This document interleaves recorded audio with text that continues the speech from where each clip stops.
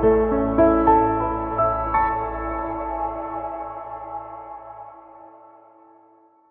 everybody.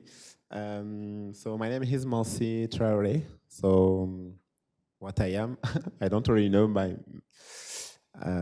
Sometime I am a fashion designer. So because I want to be free and to do what I love, I am someone who would love just to go to work and go to take my dream.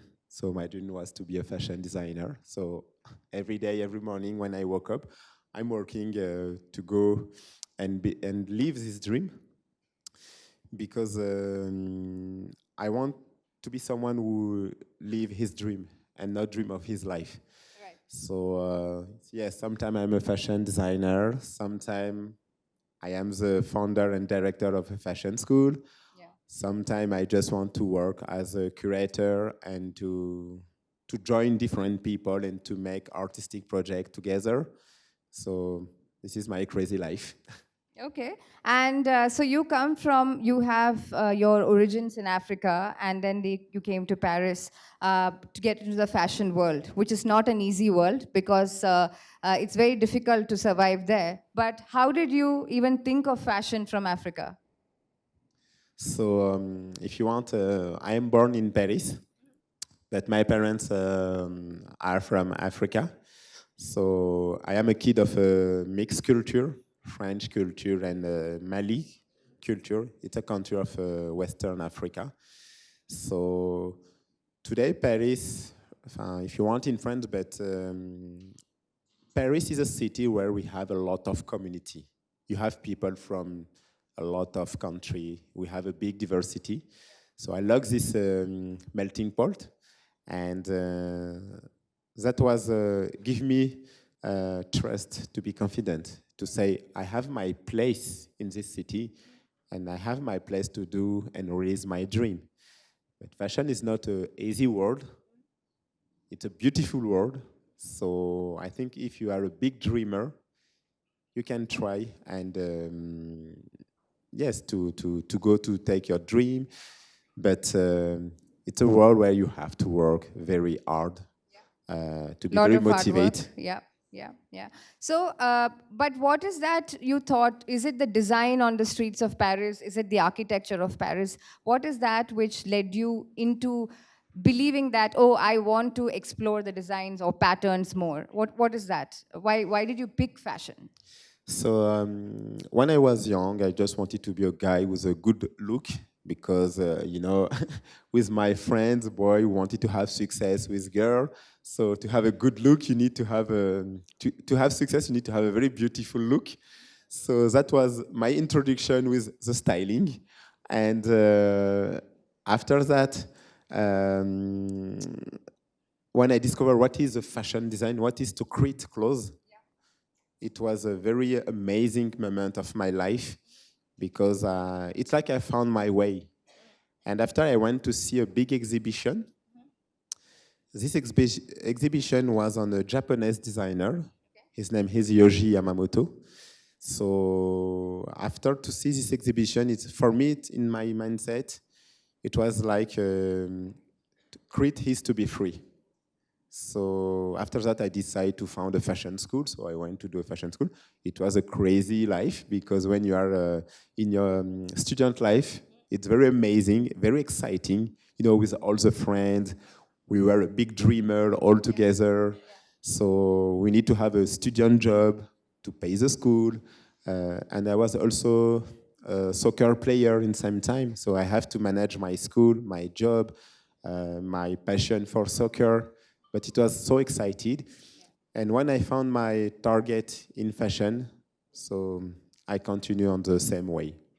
Okay, so we will come about the brand building of Mossi and the genesis soon. But before that, can I see Utsav somewhere? Yeah, Utsav. So Utsav has a very important package which is going to go around to each one of you. So just take the content of the package, touch it, feel it, and put it back. Okay, and then we'll come to that question later on. But I want all of you to understand what is inside that package. Basically, you feel the texture, and the question will be based on that. So, while they do that, because there are around 300 people looking at it, so it'll take some time. But I just want to understand about building the brand Mossi. How difficult was it? Because you didn't have a godfather, you didn't have people who would really come and support you and give everything on a plate. So how did you start building the brand of Mossi? What helped you? When I wanted to start my brand, I didn't had any connection, any support, but I was a dreamer. And when you are a dreamer, impossible is nothing. So I start like that. So I was just excited because I wanted to be the next, maybe Christian Dior, maybe the next Chanel, maybe the next Gucci or Nike, what you want. But I think when you have a big dream and you believe in your dream, all the door will open one day for you. So I was lucky to meet some very good people also, because sometimes you can meet rude people, but sometimes you can meet people who are like angel and will open the door for you. But the most important is to believe in yourself. Right. I think these are very a lot of take homes which can be carried to other subjects as well, not just in fashion, because it's about dreaming and not really complaining about what you don't have, but with building what you have and then going for more and then achieving that. Right. So did you have, what are your key challenges when it comes to surviving in the field of fashion? It's not, everything is not all hunky dory there. So what is that? So if you want, when you start a fashion brand, you need a lot of money Yeah. because you need to invest. I don't have this money. I'm not from a rich family. So my father was someone who cleans the street in Paris. My mom was staying home to give us education. Yeah. So how I can work and create a brand? But I did everything step by step. So I start by small experience. I did the first collection. My first collection, I didn't got the success. I'm waiting. So it was difficult, but I stand up and continue to go on. And I think you need patience. Yeah. It's very important. Sometimes it's better to go to work in another brand because it's better to go to see the difficulty in the other brand Right. Right. and to make the fault in the other brand. And after when you're ready for your own brand, Yeah. that will be better for you. Yeah. But are there other, big guys that come to assist you? For example, you started working with Chanel and L'Oreal right at the beginning, and what is that those brands saw in you? Because I mean, these are like really big brands, which the fashion designers from India can't even imagine working with. So why were you special for them? I think for L'Oreal and Chanel, it's because Mossi project is not only to be a designer and who have a big dream and who have I will win a lot of money. It's because my project is a project with a social impact. Social impact in people, social impact on some city, to give job to people in need, to give school education to people who don't have access. So I think for Chanel, it's because our school give a high quality education, and because we do a lot of diversity. So that was the main reason why Chanel decided to support her brand. First, it's because her students, when they go to work in Chanel, they are the best, and because they have a very good attitude. Secondly, for L'Oreal, maybe it's because of your brand, your talent, because they also invest on talent, but also because my project was how I can bring fashion in Paris suburb. Because fashion is very focused in Paris. But me, my challenge was how I can take fashion and to go outside of Paris and to make fashion open for more people. Right. I think it's making it accessible and also not just thinking about the profit that you give from them, right? So coming to the education bit, because you just said that Chanel came on board because you do a lot of things for the younger generation and for the education of them. So you started a school called Les Ateliers Alix. So what is the school about? What do you teach in the school? How does the school run?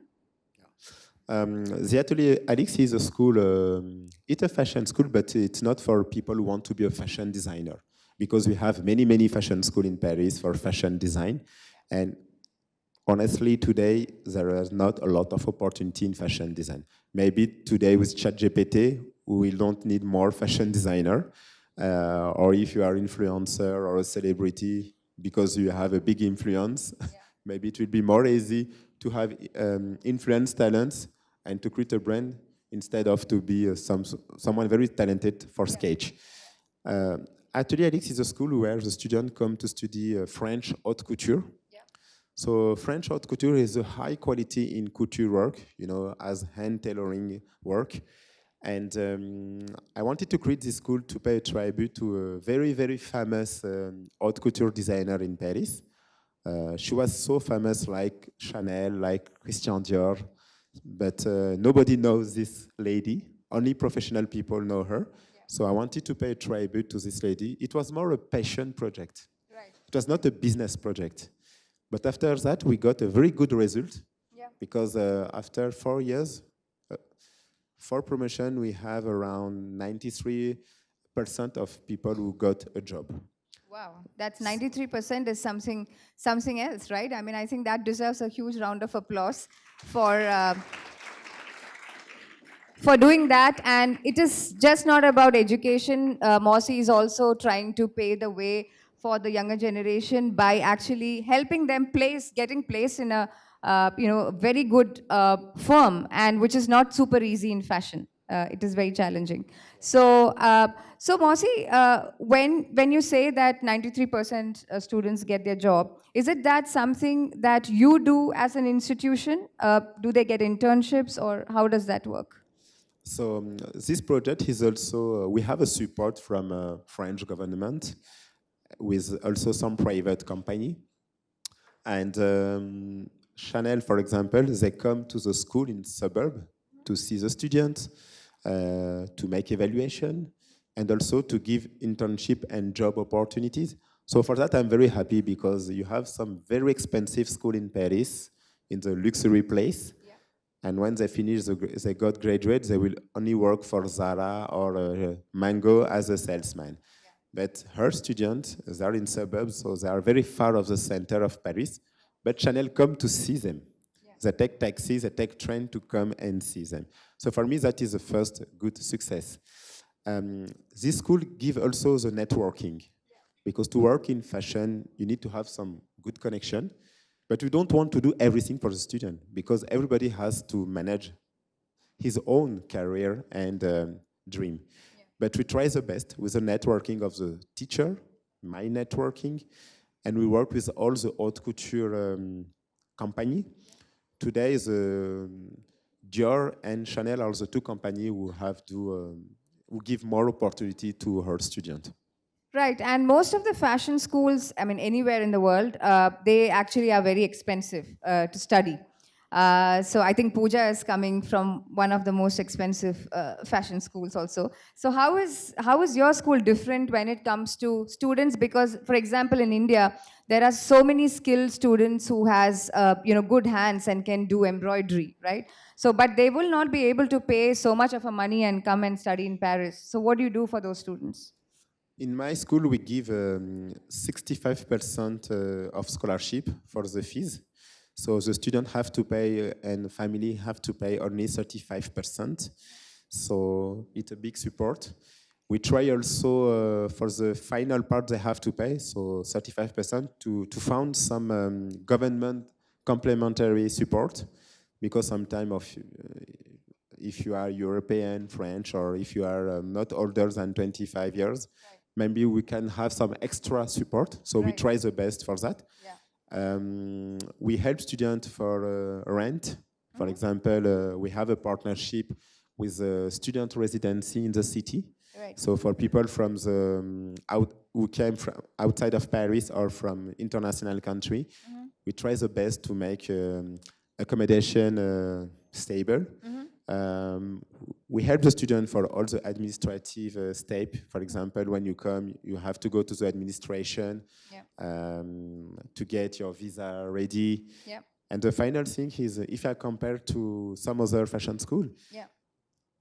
I don't want any student come in the school and to be scared about the fees. Yeah. Because sometimes in Paris or in other country, you have your dream, but you have the cost reality. Right. But in our school, it's like if you dream, if you have motivation, the door is open and your seat waits you. Okay, okay. I think that's a very good approach, and that's actually practicing what you're saying about being inclusive. When you are taking students from India, you also have students from India, right? So, do they have to go through some other school to come to your school, or anybody who has a talent can come? How do you see that? In our school, everybody who have passion and motivation is welcome. I can have some students that are graduate, some students are not graduate, some students they never study before to come in the school, Right. but they have very good hand to work. So we give the opportunity to anyone. You can be graduate with a master, with a bachelor, or you can be no one who's, you can be someone who never study. Yeah. There is no problem because for haute couture, it's like they are all beginner. Right, right, okay. And also the thing is, you also collaborate with a lot of artists who are from different areas. They are dancers, they are people who paint. So how do these collaborations take shape? How do they find? How do you find them, and how does this dialogue happen? Because haute couture is something very different from something like a dance or something like a painting, right? But how do you manage that collaboration? The thing is, all the fashion designer, we take inspiration from art, from cinema, from we have many inspiration process. I am someone who, when I have an inspiration, I like to pay tribute to artists, to anyone who give me the inspiration. It's not just I go to take your inspiration to do my design and say, I got a very good idea. For me, it's very important to pay tribute to everybody who inspire you. Yeah. And I am like a kid when I have inspiration from an artist, and I'm very happy to meet the artist, to speak with him. And when you work in fashion, it's like you are very connected with many art process. Right. You can work with a painter, a calligrapher, dancer, movie actor. So it's very open. And also photographer. So Yes, photographer also. can you say something? That's the Taj Mahal that you see, where you have the ballet artist standing there, right? So can you tell a little bit about that collaboration and that your entry point to India? Why are you showcasing India so much?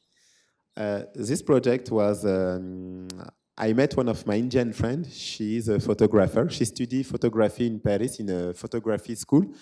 And I told her, Deepika, so let's try to do a crazy project. She told me, okay, Mossi, why?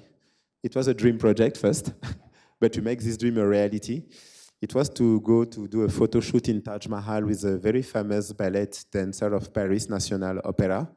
So it was a big challenge, but we got it. And it was a very crazy adventure. So to take a ballet dancer of Paris, to go to shoot in Taj Mahal with her. And we did the exhibition in front of the Louvre Museum in Paris, which is one of the most famous museums of the world. So yes, it was, I love India. So for me, every time when I can do a project and to make a cross-cultural project between Indian culture, French culture. For example, this project was the first chapter, the second chapter, so it's a long process, but we had to work with Aishwarya Rai in Paris National Opera. So every time when I can, when I have a possibility, I'm very happy to make projects between French and Indian culture, to mix Indian culture with the French culture, to mix Indian artists with French artists. Right, I think that brings a lot of cooperation, and you can actually see how I think India is so well utilized in these figures to depict the culture and history of both France and India. And you also have something interesting with a party on the moon. Can you just say about that design project that you have? So this funny project was, I did a podcast with the US embassy in Paris. So I was invited for the podcast, and the subject was how you will dress people if they have to go to dance on the moon. I say, wow, this is a very crazy. It was the first time people proposed me this kind of idea. So after this podcast, I got the idea of, okay, my next collection will be dress for people who want to go to dance on the moon. So that is like a dreamer process. Yeah. And we did a fashion show for Paris Fashion Week. And some of my friends are very famous hip hop dancer. Yeah. So if you want, they go to dance and to teach dance in all the world. Yeah. So for this collection, it was not a fashion show. It was a big hip hop battle show, yeah, with clothes and with hip hop dancer. And we did a competition as a collection presentation. Right, and so when you say that how to party in the moon, I think in this earlier this week we had people from who are helping astronauts and about the medical condition of how to survive in space and moon, etc., etc. But this is, I think, a novel concept from that, how to party in the moon. So do you think that with space tourism and things like that, people will have much more demands for these kind of clothing to go and do things in the moon? Of course, because in fashion, we are crazy people sometimes. So we have a very open mindset, and we can have any inspiration. Mm-hmm. It's free, and if you want to do something, you have to do it.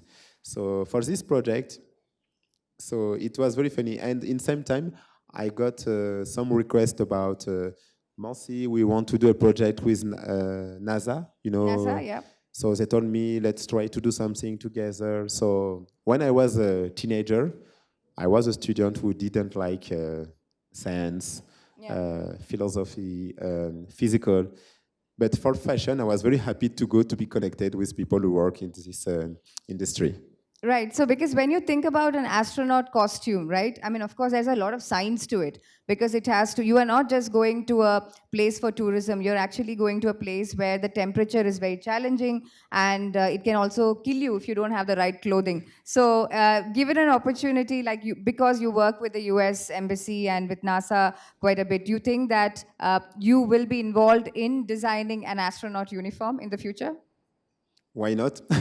It will be a very funny exercise, and my job is to try every time something new. Yeah. So with my studio, my team, we have to create every time new story. Mm. So when people propose us this kind of challenge, it's very exciting.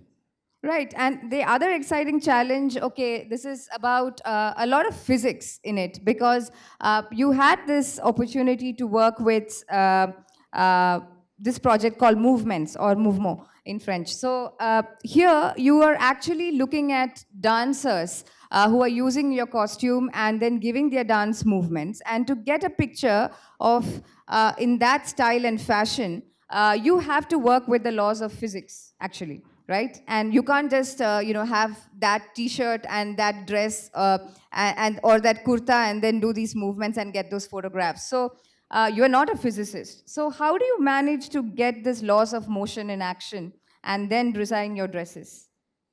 So you say one point very important. It's in my job. I love to give emotion and to share my emotion with other people. And this project movement, it was the idea of the movement from different sides. Yeah. How we can create movement with fabrics. Yeah. How we can speak about movement with a dancer, mm-hmm, hip-hop dancer, ballet dancer. How we can take inspiration of the hand movement. Yeah.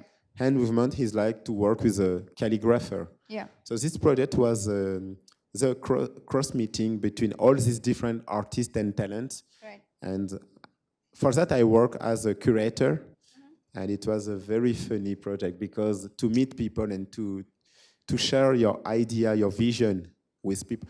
It's like, for example, when, I don't know, Karan Johar, when he will do a movie, mm-hmm, and he needs different character for his movie. Mm-hmm. Okay, for the gangster, I need Shah Rukh Khan. For the princess, maybe I need a Pretty Zinda. So it's like he has his vision. Yeah. And to create his vision, he needs a very specific people with specific talent. Yeah. When you work in art and when you want to create something, it's like that. And also, do you have to do a lot of trial and error here? Because it's not like you can actually create the full fabric and then get them to dance and then to fail and recreate it. So, what does your back and forth look like? I think for that, we have different steps. Yeah. And sometimes we can have accident, but good accident, Yeah. good surprise. Yeah. So sometimes at the beginning we have a specific idea, Yeah. but slowly, when I'll go to speak with my studio, with my team, with a partner, maybe the story will be a little bit different. Yeah.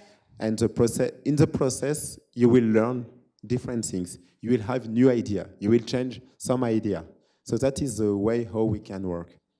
Okay, and I'm quite amazed that without any specific introduction into subjects like chemistry, for example, that you have taken this innovation projects. So before we get into that, I don't know where this silver foil package has reached. Who has that? You have that. I think probably they would have checked here. Who all have seen the contents of it? Okay, so there is a white cloth in it, right? Can you just tell me what it is? Anyone? Take a guess. Huh? Satin. Satin. Okay. Any other guess? Cotton. Okay, cotton, satin, polyester. Okay, yeah. Muslin. Good, good, good. So now we'll come to what it is. Okay. And then there is, okay, so I know all these bamboo, satin, cotton, polyester, khadi, oh, khadi.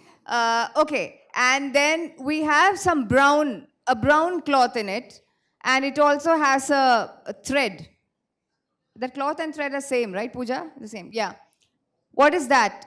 There's a brown cloth, and there is a thread. Hemp, okay, hemp, then? Brown part is something that contains jute. Okay. Jute, hemp. Any other guesses? All right. So you guys are all wrong now. Okay. So now let's look at the rest of the presentation to see what it is. So it's milk. The white is milk. It's casein that you get it. So that's what Mossi does. So that's the magic of him using science innovation into fashion. And that's pure wasted milk that you see in that white. So, Mossi, what is this magic that you do? So yes, this sample is a sample from milk fiber. So when I told you in fashion, we have a lot of connection with different people, different industry. So I met some people of the milk industry, Yeah. and they wanted to challenge me to say, Mossi, in the past, some experience was how create textile with milk waste. Mm-hmm. So we did a research, and after we met some company in Italy, Yeah. and we did a collaboration with them, so to create and work with this milk fiber. So we did a collection, and so some clothes with the milk fiber. So it was a very funny and exciting project for me. Right. And so I was very happy. And for the future, we want to create some impact project and how we can help milk industry, because it's only the waste milk. Yeah. Because we don't want to use milk people need to eat and drink. No, it's a waste milk party, and we use it to have a new fiber and to be sustainable also. Right. So when you say that it's milk, it's wasted milk, I agree that it is sustainable, but there's a lot of process which goes behind extracting casein from it and then weaving it into a fiber and then making this cloth. But is that fabric super expensive when you put it in your shop? How much would it cost roughly? Yes, it's more expensive than basic fabrics because we have different process. So every process have a cost. But today, maybe it's better to have more expensive fabrics, but to have a better world. Yeah. Because some fabrics like polyester and other are not so good for her world. Right. So sometimes it's better to use your money to be to pay quality, Right. to pay something very sustainable, and you will keep for a long time instead of to just buy throw some it away. clothes and Yeah. 2 months after Yeah. you have to change it. Right, right. No. Okay, so that was a surprise number one. Now, I don't want you guys to discuss a lot there, okay? Because if otherwise you won't know what it is. So, second product which you said hemp and something else, jute. That is going to be soil. So that's made out of soil completely. And so, can you say a little bit, Mossi, about this? This project is also because I was very curious. So I met some people. They are very far of fashion, but they just told me, Mossi, we are doing some. They make depollution of soil, and they use. Uh, the process was how we can recycle soil waste. Yeah. So after her meeting, we decided to join together and to create a company together.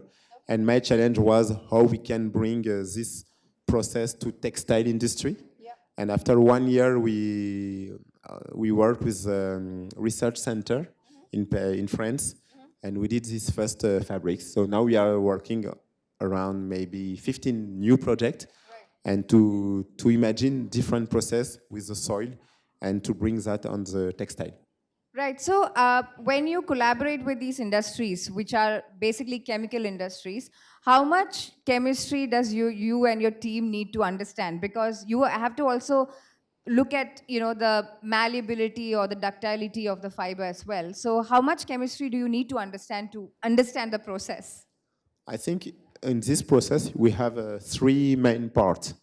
We have the creative team, we have the industry, and we have the research center. Right. And it's all together because we need to understand the two other part, job, specificity, and they have also to understand her work. Because sometimes we'll give a direction because we need to give some characteristic to the fabrics. Yeah. So for that, we need to sit all together and to speak together. We need to check and understand all the different steps, all the different tests. So it's a very collaborative job. Okay. And you think that this is kind of a collaboration which is coming up a lot in Europe about marriage between science and fashion? Are many people experimenting with things? A lot of luxury brand, big brand. Right. They sometimes they work with some different agency, Right. research center, because we are not the one who create everything with innovation. So if we want to make innovation, we need to go to speak, to see, to work with people who have all these skills. Right. And also, if there are students who take up chemistry, because when you take up chemistry, the major thought is going and working in a pharma company or working in a chemical plant or something like that. But do you think students who take up chemistry can actually form part of these industries who collaborate, with fashion designers and with in multiple dimensions? I think before to work with the fashion designers, they will work with textile industry. Yeah. Because people from chemical part, in a textile we have a lot of part of engineering. Engineering, yeah. So this is a very normal target. Right, right. After that, you have also the car industry, because we have a textile part in the car industry. Right. So I think people who study in engineering, science, they have different doors we can be open. After, if you have a very good connection with textile, maybe you can try to go to the internship or to find your first job in the textile industry. Right. And textile industry is very connected to the designer studio. Right. So I think everyone have an impact on the final result. And in India, do you think these textile manufacturing, centers or the textile research centers, there are many or they're coming up, or what is your idea on that? I met a lot of companies in India who are very good for innovation. Yeah. So today India is a very strong country for textile, for manufacturing. Yeah. So and in science you are very good, in engineering you are very good, in new technology you are very good. So I think now the next step is how the creative people can sit and believe in these people skills, and how these people with their very good skills, they can believe in creative projects and go to speak with a designer. But for that, they need ambition, Yeah. they need maybe government support because innovation is a invest, Right. and the process is very long. You Right. don't Right. have a result after 6 months. Right. Sometimes you can work 3 years, 4 years, 10 years, but for that it's like a politic. I see. So, and you also have other things where with the motor industry, for example, the wasted tires, right? Like rubber. So, what is that? Is that the brand new project that you have? If you want, today I'm working with the fur industry. Yeah. And this fur industry are very interesting to work with a fashion designer. So the challenge is how we can use the waste of this different industry and to recycle that for maybe new textile, new material. Yeah. And for me, it's like challenge. It's sometimes I have my basic job, but I like sometimes to go outside of fashion. Right. And yes, I like to be in sometime in some uncomfortable place, but it's very challenging. And a designer has to be someone who can see what will happen tomorrow. Right, right.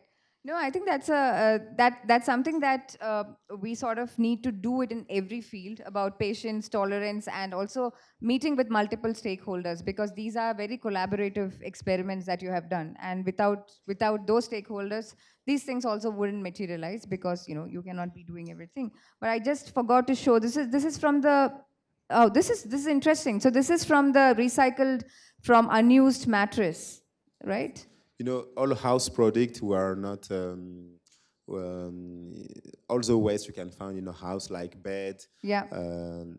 I work with a company who will collect it, Yeah. and they did a process to recycle that. Yeah. And they did the fabrics. So they give us the fabrics, and we did a collection for the Paris Fashion Week. Because it's beautiful. And do you think that because in India we use a lot of mattress and it's very cheap here, unlike in Europe, so there's a huge population. It's like 1.4 billion people using so much mattress, and everybody has a mattress even if they don't have a roof, right? So, and they keep throwing this mattress out, and then there's a lot of cheap material coming in. So, do you think India is a huge market for actually doing these collections or getting these things recycled into clothing of this style?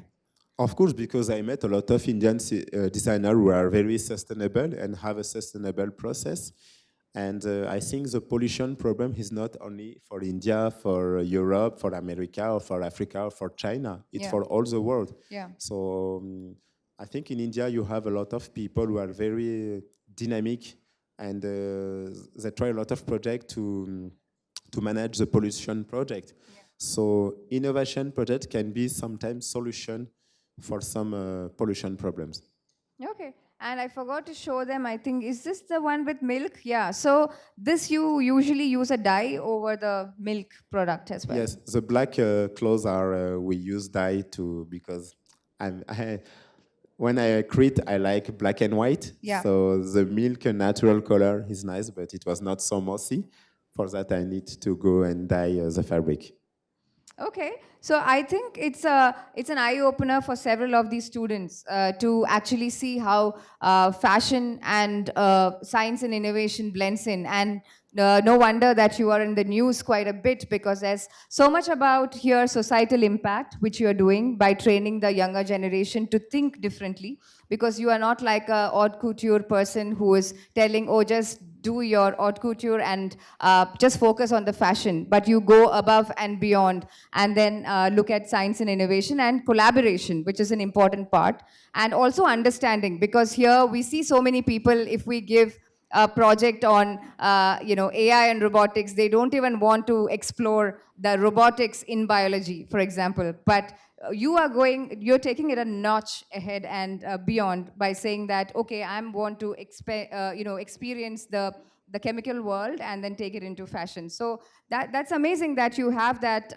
openness, which I think the present generation should have. So do you have any kind of message for them? Because these are all very bright students who are actually aspiring to become somebody in their life. What is the common message that you have? I think the new generation is more open than my generation, because sometimes we are very traditional, or we are very focused on something, or we are very focused on business benefit. But I think the new generations are very open because of the social media. They have a vision of the world. Yeah. When I started to study in fashion, I was just in my school in Paris and to go to Buzz fashion magazine. Yeah.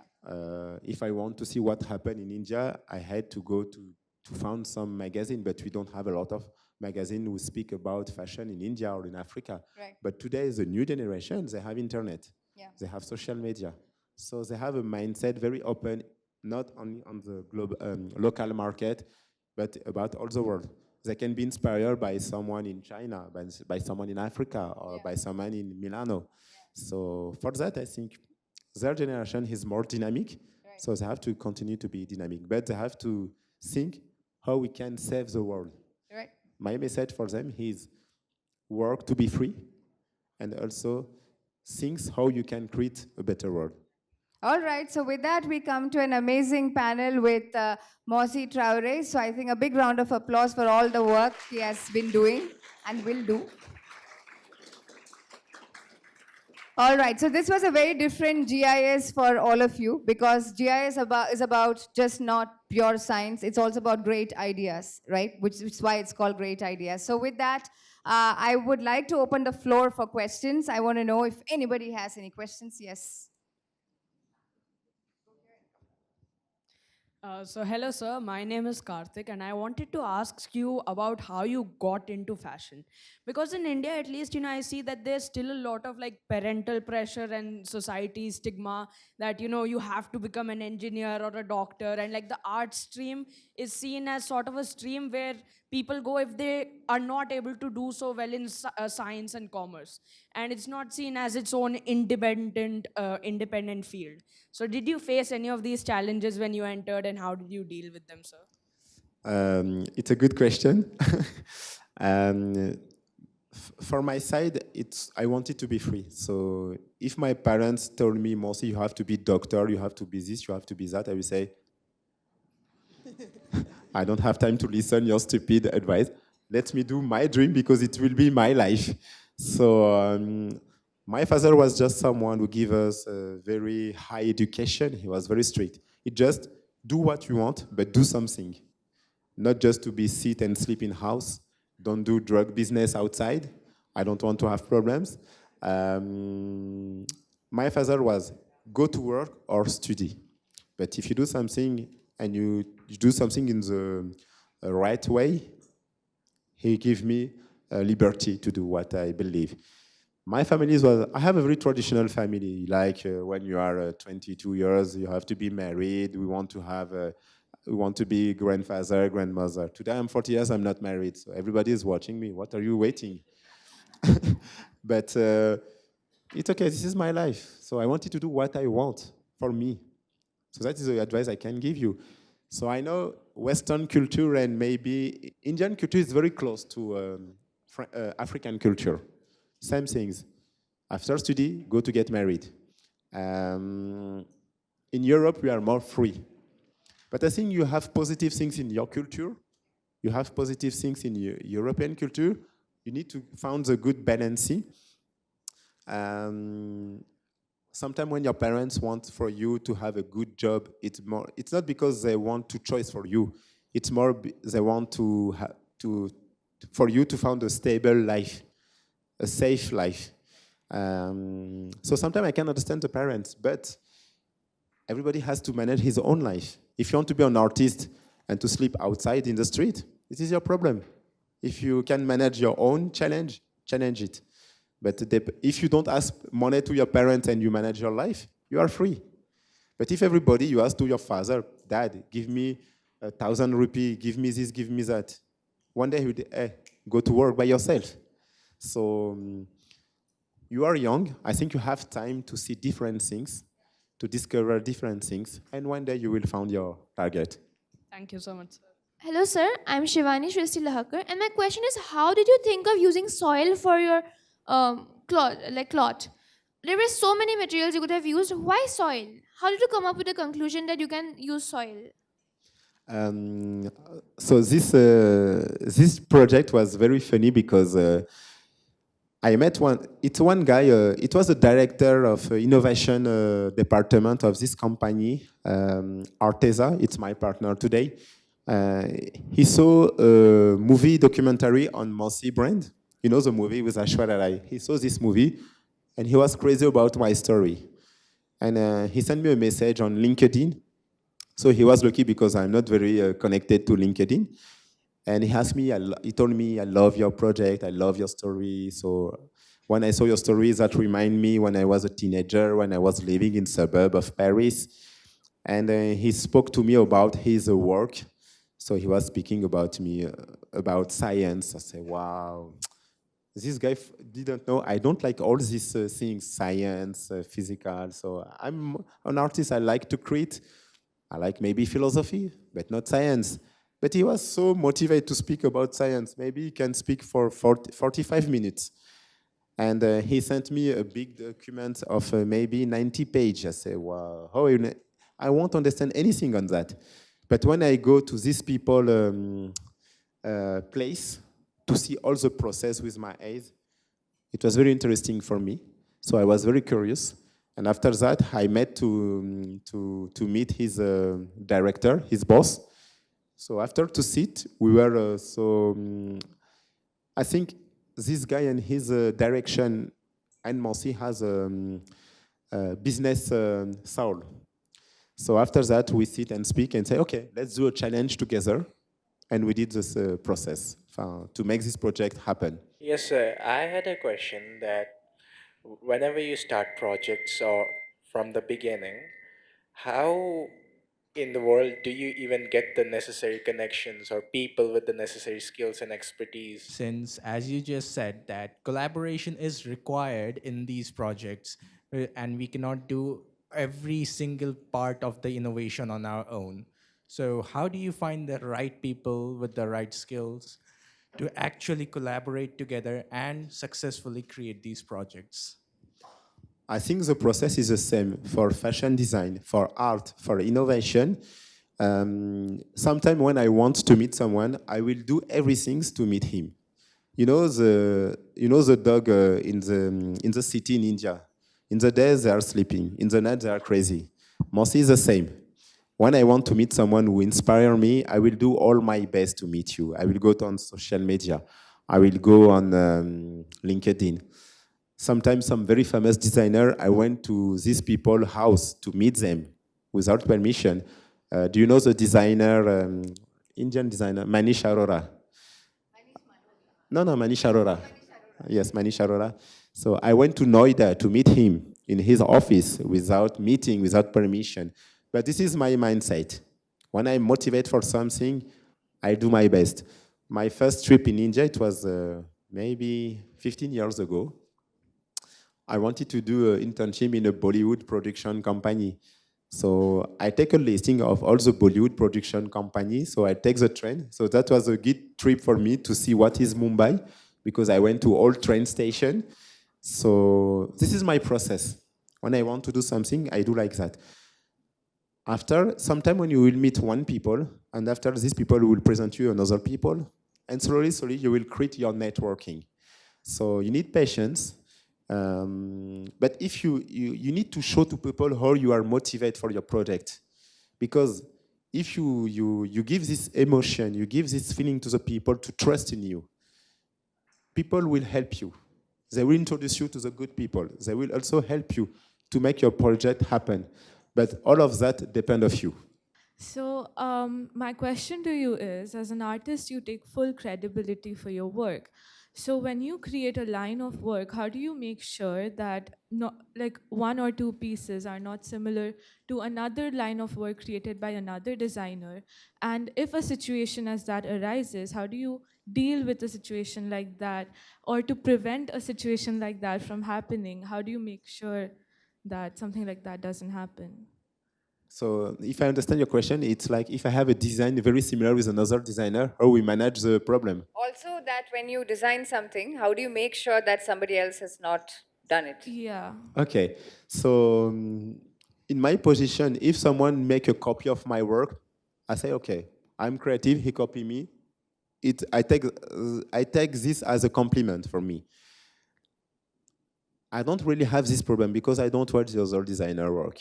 I'm someone who like to work to be free. I'm not someone who follows a trend. So I watch only two, three designer in all the designer you have. Why? Because I watch only the designer who give me inspiration. And when a designer gives me inspiration, I'm very comfortable to pay a tribute to designer who inspire me. So when I do an interview, I can say I'm very inspired by this designer, this designer. So if someone can find a very similar work between my work and this designer, no problem, because I know Mossi is very inspired by this designer. So I'm comfortable with this idea.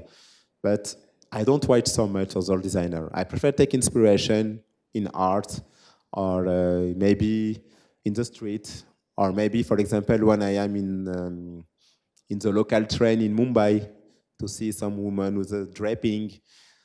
This is my inspiration target. And I manage my design like that. After I have a studio, so sometimes I will go to see other brand. But I try to manage my studio to say, guy, we have to be very specific. With, I prefer to finish poor with my own idea instead of to be rich with someone else's idea. Hi, Mossi. It was lovely hearing you talk. So, I wanted to ask if you could talk a little bit about the waste collection process that you essentially undertake, especially as an independent label. I'm assuming that there must be some quality constraints, cost constraints, logistical constraints. So, how do you undertake that? And do you do it from particular geography? And if you could talk a little bit more about that. Yes, it's a good question. So first, in this project, I'm working with a lot of experts, and they give me a complementary skills I need around me because I'm not a professional of textiles. So I need to understand how a textile process happen and how we can introduce a new textile in the market. Because in France, we have a lot of control. So it's not just I create something and I will bring in the market. So you need to get some certification, many process. It's very long process sometimes. So I need around me right people and good people. Also, now you know this soil project. We want to be sustainable, and for that, maybe we need to, because my partner have different manufacturing in France. So we want to do a production process with the soil of different place, and to slowly, we would like to have like a local fabrics and maybe to manufacture the clothes in the same state where the soil is from. So this is for the soil project. Maybe for the milk project, we'll have another process. Maybe we'll do the manufacturing in the same state because we have the milk from this company in this place. And to reduce the target, we'll create a manufacturing for the fiber, for the fabrics, for the textile in the same country. But that depends on the politic of the partner. If they are ready to invest the money, sometimes it's a lot of money, but we will create a very sustainable project. After, today you can be very sustainable, but if the final clients don't care about that, you will lose your money. So we need to educate final client also to understand why we are sustainable, why our sustainability politic is not just marketing, but it's a project with a good social impact. So all of that is not about only Mossi intention or Mossi vision. It's about a global project with a different partner and about the decision of the final client. Because sometimes final clients, they don't want to wear clothes because of sustainable fabrics. It's because if you have Balenciaga, it's like your social value is high. But maybe for the sustainability, it's very bad. So I think the conscience of all of us is the process will give good project and sustainable project. So you have worked with performances, as I note here, I saw.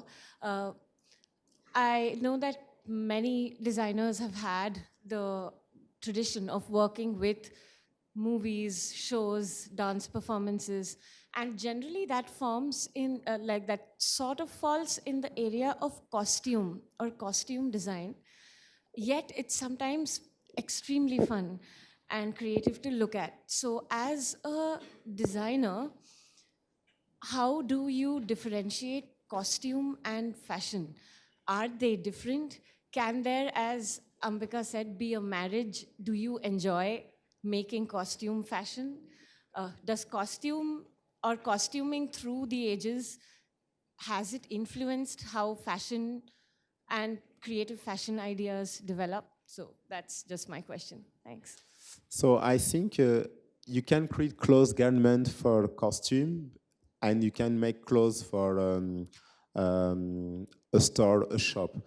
If you want, it's not the same final function. Because, for example, when you will create costume for theater, so the fabrics has to have some specific function, because maybe you will do 10 repetition in 1 month, or every day you will use the clothes. So you need to have a high quality. And for example, if you do a clothes for a Beyonce show, maybe she needs something very bling bling. It's not the same weight. For example, if you do some costume for a singer, it will not the same weight as someone who will do a function on a cinema movie. Even if you do costume for a movie, you have maybe 10 characters, and you have to create the story of these 10 characters with a costume. So the difference is it's not the same business behind. For example, as a fashion design work, we need to sell clothes. So we need to make benefit and money. So we need to find a process with to reduce the cost to manufacture your clothes and to sell it and to have a strong benefit. When you will do a costume for a singer, it's okay, it's business, but you won't get money from the costume.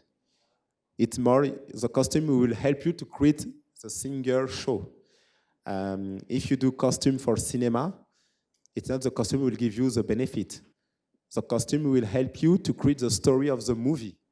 So I think all of that is different target. And so it's very interesting. All creative job is interesting. But we don't have the same reality in the different clothes you can create. Clothes for costume are different than clothes for business. And even in costume, you have different kind of costume. Because when you will create costume for cinema or TV, with the camera, you can see all the detail. And every default you can see.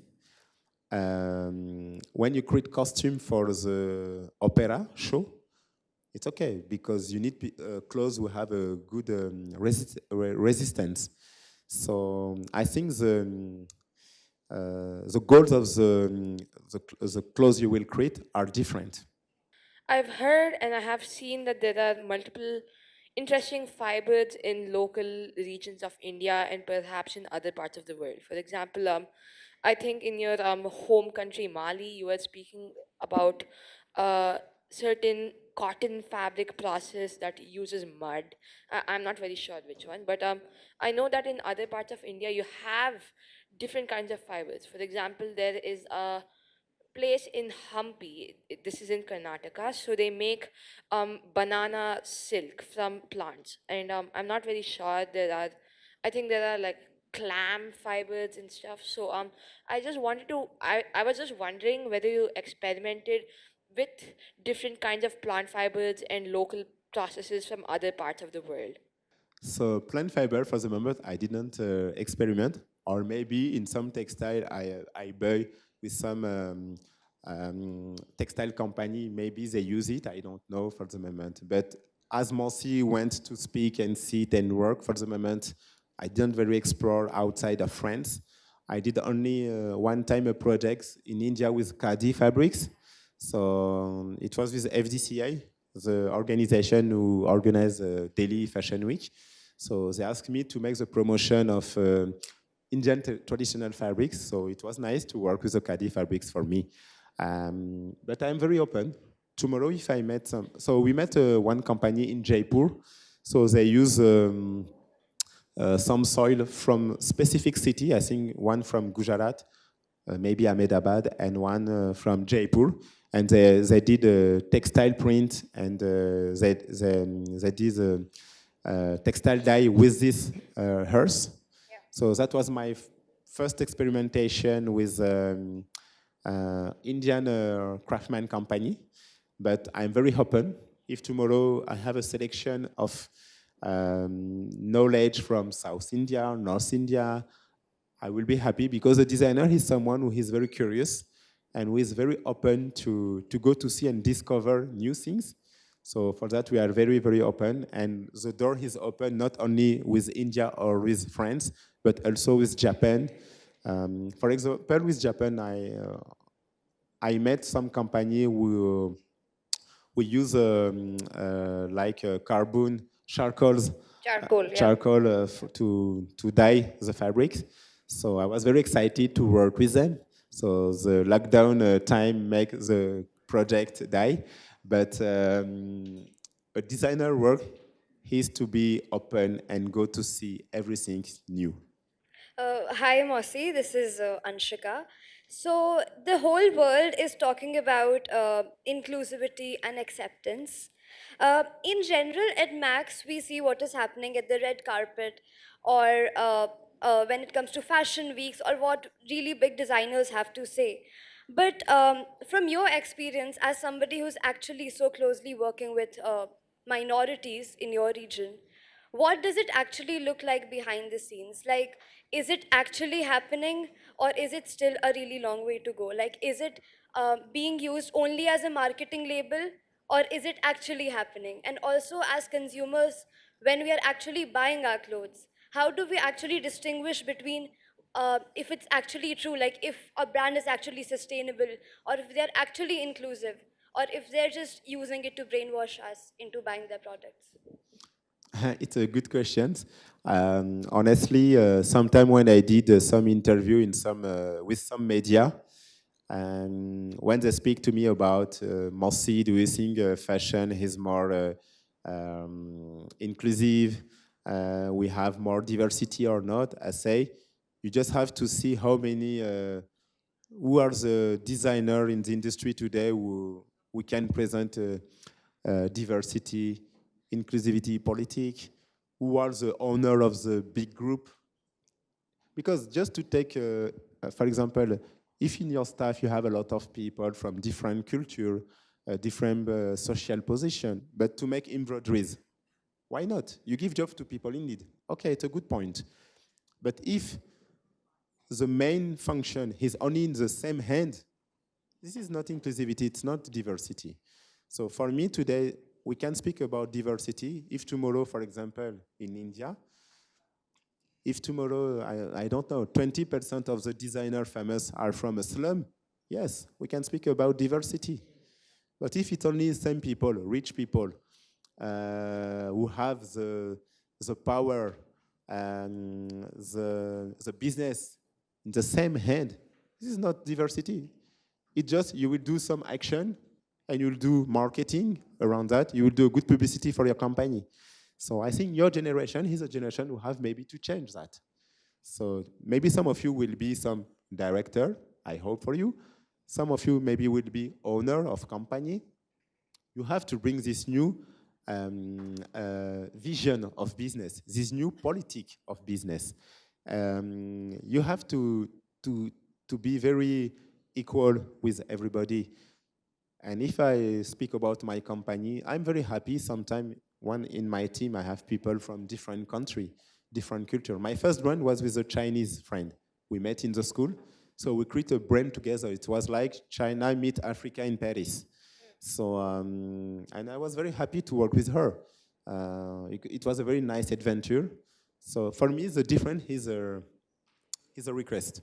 So hi, Mossi. So it was very inspiring story that I just heard. Your story is really inspiring. But one important thing that I would like to ask you is that amidst all this fashion designing, how do you strike out a correct life-work balance? And what are your hobbies that help you to relax?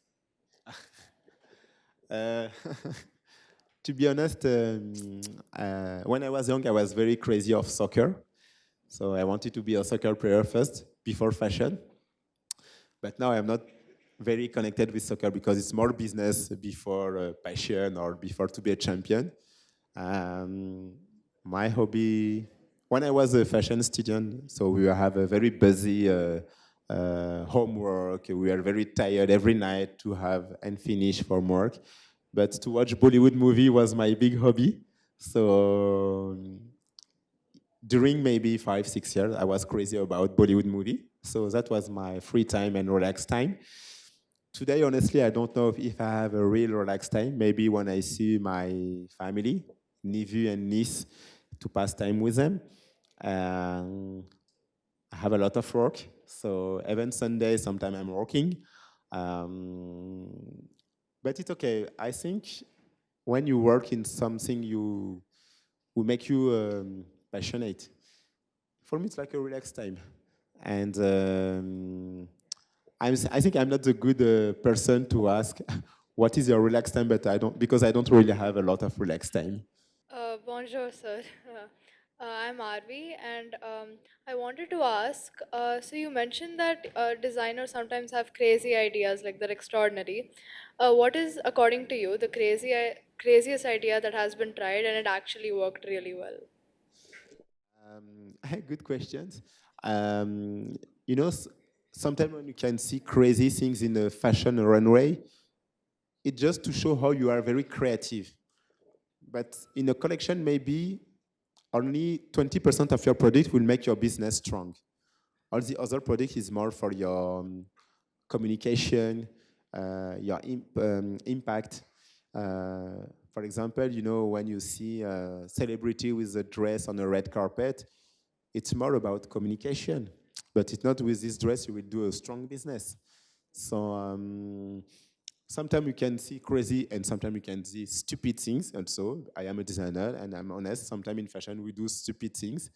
Um, but I think all the business model of fashion industry is you need to create emotion. And people have different target to create this emotion. Some people will do sustainable project. Some people will do very creative design. Some people will to do just a big shock. Sometimes I will do an action. You know, for example, Balenciaga. They want to take, you know, IKEA bags.